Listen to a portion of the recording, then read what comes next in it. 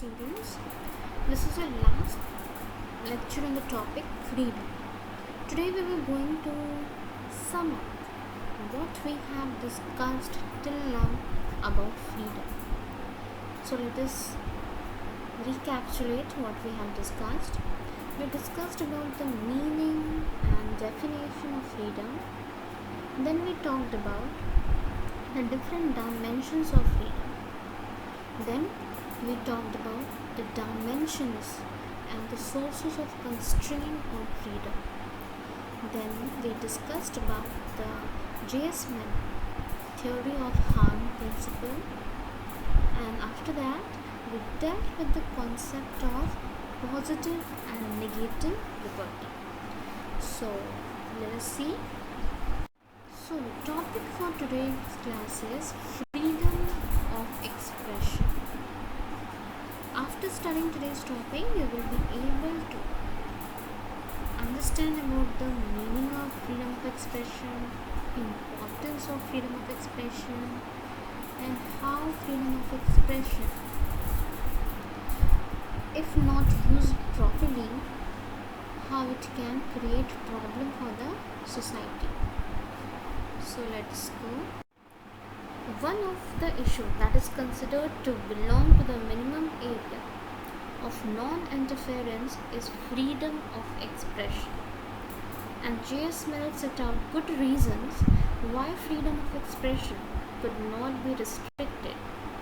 And this is a good case for discussion. And we will discuss these reasons or the topic to different case study. So first, understand that what are the different situations we are going to discuss under this topic. At various times, there have been demands to ban books, plays, films, or academic articles in research journals. Let us think about this demand to ban books in the light of our discussion. So far which seem freedom as the making of choices, where we recognize the need for justifiable constraint, but these have to be supported by proper process and most important, moral arguments. Freedom of expression is a fundamental value, and for that society must be willing to bear some inconvenience to protect it from the people who want to restrict it. You must have seen, heard, or read about the different articles or the different cases that some part of the film, play, songs were restricted to play. And obviously you can consider these as a limitation on the freedom of expression. And why we are talking about that this is a limitation, or is it good to put all these limitation on freedom of expression? Let us see. The first case study is Deepa Mehta, who is a filmmaker, wanted to make a film about widows in Varanasi. It sought to explore the plight of widows, but there was a strong protest from a section of the polity who felt that it would show India in a very bad light, who felt it was being made to cater to foreign audiences, who felt it could bring a bad name to the ancient town. They refused to allow it to be made. As a result, it could not be made in Varanasi. It was made elsewhere.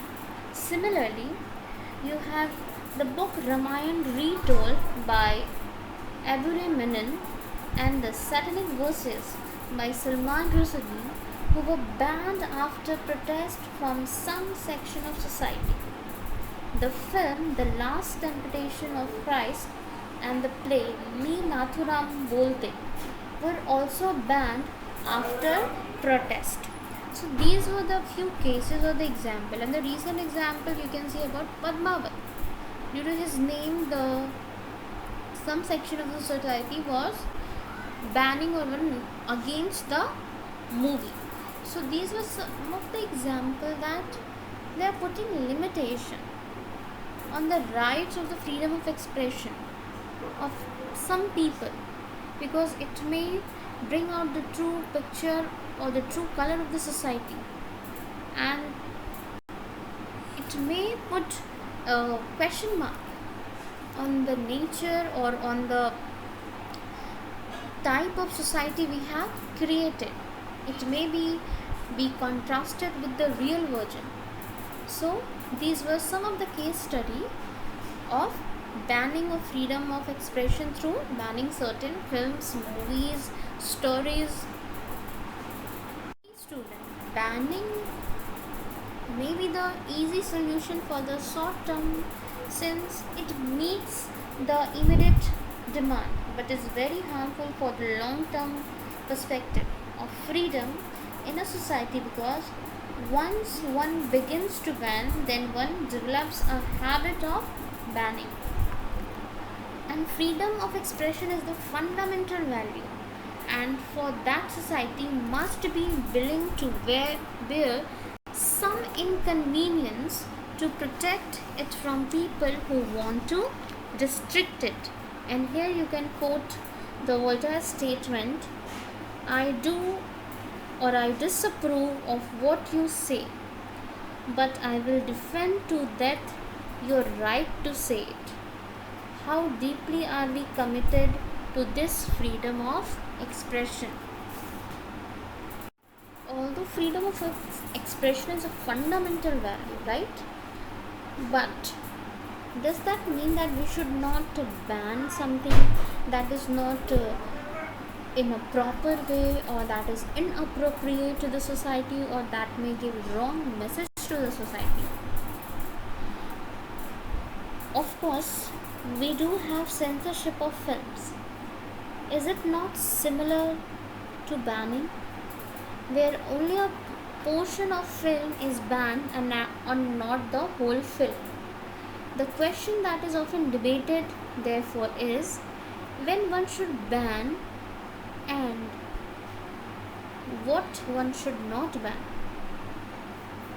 Just for interest, or just for example, in England, anyone who is employed to work for the royal household is constructed or is limited by a contract, or you can say a constraint, from writing about the inner affairs of the household. So if such a person were to leave the employment, they would be unable to give an interview or write an article or author a book about the politics of the royal household. Is this an unjustifiable constraint on the freedom of expression? Yes, because this puts this in the concept of the negative liberty, that if individual is free to do whatever they wish, they cannot curtail the freedom of others. They need to keep in mind the rights and responsibility and the privilege that society provides to each of them on an equal basis. Constraint of different kind does exist, and we are subject to them in different situations. While reflecting on such situations, we need to realize that when constraints are backed by organized social, religious, or cultural authority, or might by the state, they restrict our freedom in ways that are difficult to fight against. However, if we willingly, or for the sake of pursuing our goals or ambition, accept certain restriction, our freedom is not similarly limited. In any case, if we are not accepting the condition, then we cannot claim that our freedom has been curtailed. So it's very important to accept the restriction and limitation on your freedom, so that other can pursue their goals and ambition, and similarly will apply on you as well, that to develop, to grow, all the people living in a society need certain limitation on their freedom, because if is their absolute freedom, then if we think from the perspective of political theory or political concept, that individuals are free to do or wish what they want to become, then they may use unlawful ways or may use force to dominate their will on others. And again, in this situation, the freedom of other is going to destroy. So we cannot accept such kind of society. We need to have a balanced society with certain limitation on freedom and providing situation to grow as well. Now let's talk about the reason that we talked about, that J.S. Mill pointed out reasons that why freedom of expression should not be restricted. John Stuart Mill, a political thinker and activist in the 19th century, he was from Britain, offered a passionate defense of freedom of expression, including freedom of thoughts and discussion. In his book on liberty, he offered 4 reasons why there should be freedom of expression even for those whose ideas appear false or misleading today. So the first reason is, no idea is completely false.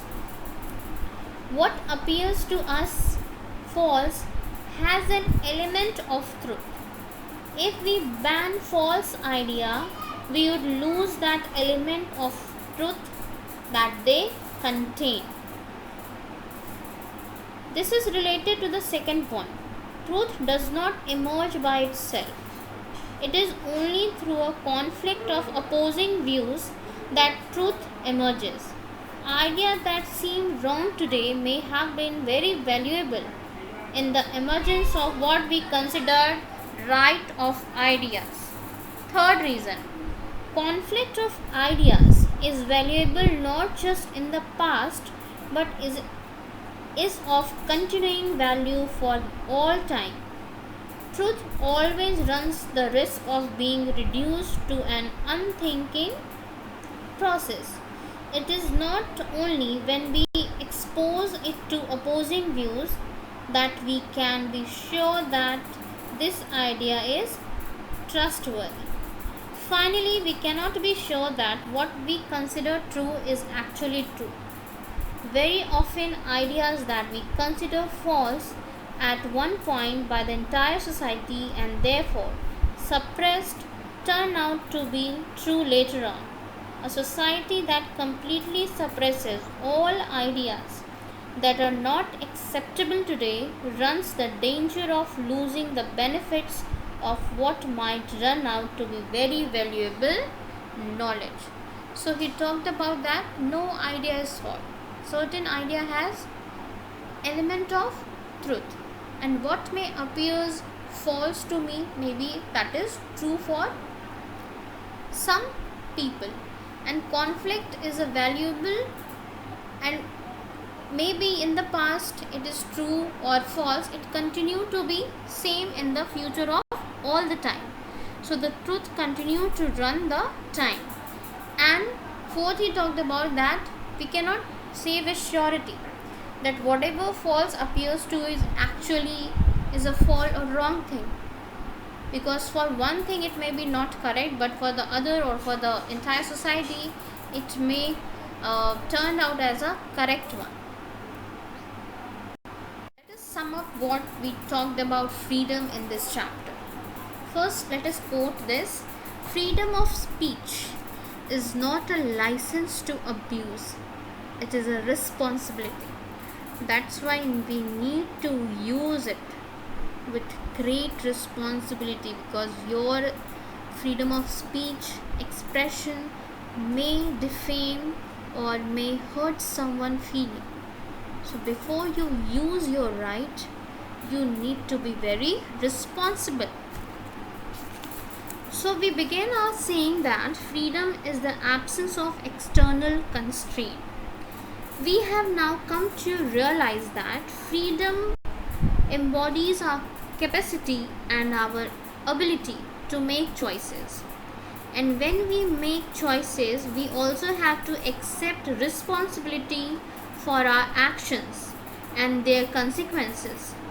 It is for this reason the most advocates of liberty and freedom maintain that children must be placed in the care of parents.